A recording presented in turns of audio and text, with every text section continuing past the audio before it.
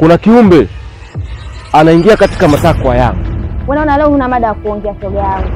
Yaani unaona unachanganya kichwa tu. Naomba uondoke. Maana huu mguu unaoona ulikuwa unakuja kwako. Nayo Timutu. Msaada wenu. Usiende mbali na mimi. Bado nakupenda. Na isitoshe nina kiumbe chako tumboni.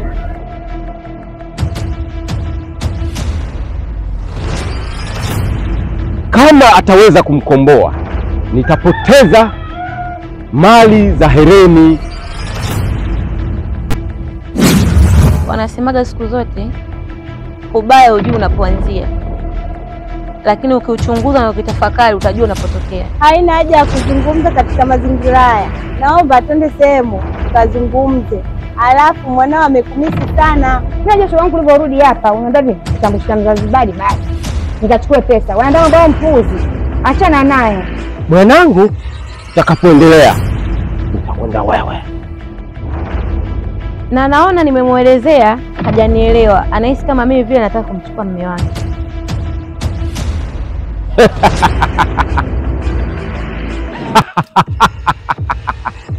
Nilo!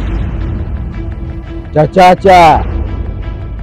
Wahia.